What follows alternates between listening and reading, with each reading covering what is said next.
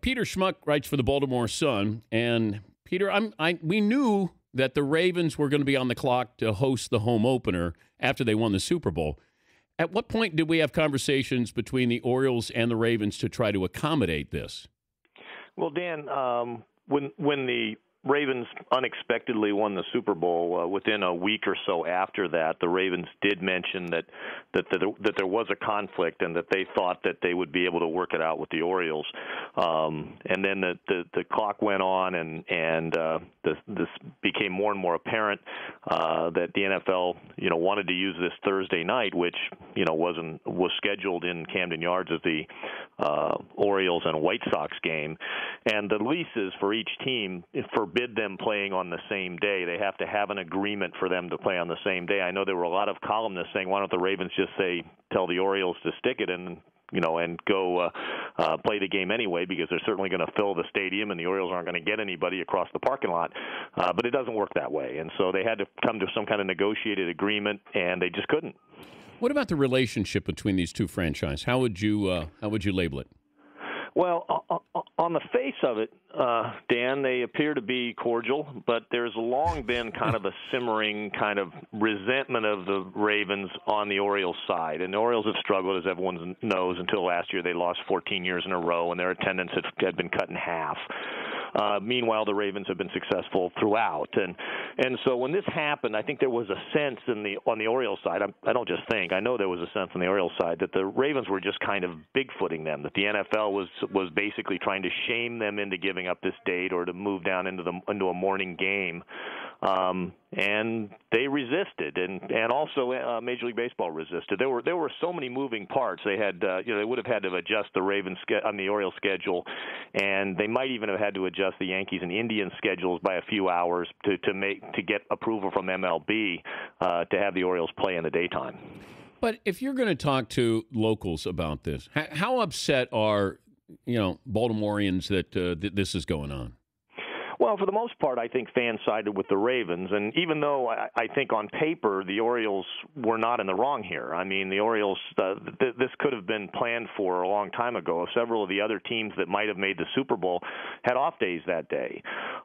So apparently this kind of fell through the cracks as far as some kind of advanced planning, in case the Ravens won the Super Bowl, because the baseball, as you know, the baseball schedule comes out much, much earlier than the football schedule.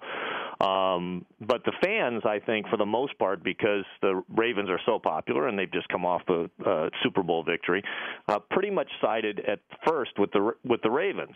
The public opinion kind of shifted over a period of days at the time that this controversy was hot, and it evened out a little bit. But the bottom line here, Dan, is this is a lose-lose for the Orioles, regardless of what happened, because now the Ravens are going to play in Denver. A night game. When the Orioles were playing a night game in Baltimore, how many people do you think are going to be watching the Orioles that night? I agree. And so it's a lose-lose for them anyway. And they did agree to move their game up to 4:00, and that wasn't suitable for the Ravens. The Ravens didn't feel that was enough time to clear the parking lots and get people in for the Ravens game at 9:00. And so it was really, there are no real heroes, no real villains, but the people who pay are the fans, because obviously the fans would have loved to have had that first day celebration. They were talking about a concert, and it would have been a very fan friendly day if they could have played Orioles in the day and the Ravens in the evening. But from a competitive standpoint, I don't think the Ravens were disadvantaged at all. In fact, if you put the Ravens coaching staff on polygraph, they love the idea of getting that Denver game out of the way when it's warm and when they have 11 days to come back and recover from it and open at home. That's interesting. That's interesting, Peter. I haven't heard that angle from it. That, okay, we got Peyton. We know we're going to face him, so it's okay. We can face him earlier in better weather here. Yeah, and I'm not making that up. I have actually talked to people with the Ravens, and they won't say it publicly. But from a totally competitive standpoint, they're getting a really tough road game out of the way under the best possible conditions they could hope for in Denver. As far as the proximity of the two stadiums, give us an idea, because we've heard about the traffic, logistically trying to do this in the same day. Yeah, when they talked about the 4:00 game, the city probably got involved. You're talking about Black Thursday kind of situation because you have rush hour. The two stadiums are 150, 200 yards apart, 300 yards apart. They're right on the same. They're on the same parking lot, and so they need 4 hours probably to clear the parking lots and to allow for Ravens fans. You're going to have a celebration there, so there's going to be stuff going on in the parking lot, concerts and that kind of thing. So logistically, it was going to be a mess unless the Orioles were able to play at noon or 1 o'clock. And as much as some people want to blame the Orioles, and that's a very popular thing to do here, because for a long time this Orioles ownership has been very unpopular in town, and only recently has kind of gotten up with this playoff team last year. The Orioles, they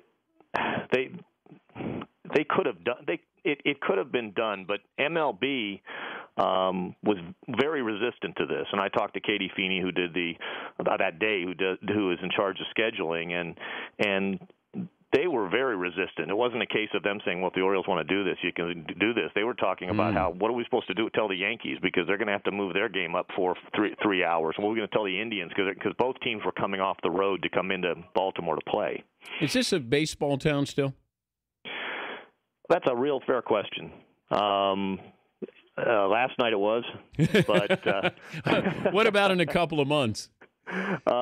When we get to September, that's when it becomes a real question, and obviously the Ravens took over this town. To answer that question, the Ravens took over this town over the last 10 from 2001 on. I think very quickly this turned into a Ravens town. If you could go before that, when the Ravens were new here and the Orioles were going wire to wire with a star-studded team and the biggest payroll in 1997, I would answer that differently. But the Ravens have been sold out every game forever, and the Orioles, even with a good team, last night drew 15,000. So, yes, I think you could say it's a Ravens town now, but there's still an amazing amount of Oriole allegiance here, and that you saw it bubble up last year. And the fact that this became a real debate among fans, because most Oriole fans are Ravens fans and vice versa, obviously. Yeah. And so when the initial response was, well, this is stupid. The Orioles, this is one game in 162. Why can't they have a doubleheader a couple days later? And other fans of the Orioles saying, well, why should the Orioles disadvantage themselves? I mean, the Ravens could have played Wednesday night. Last year when the Democratic Convention was going on, they moved opening night up from Thursday to Wednesday.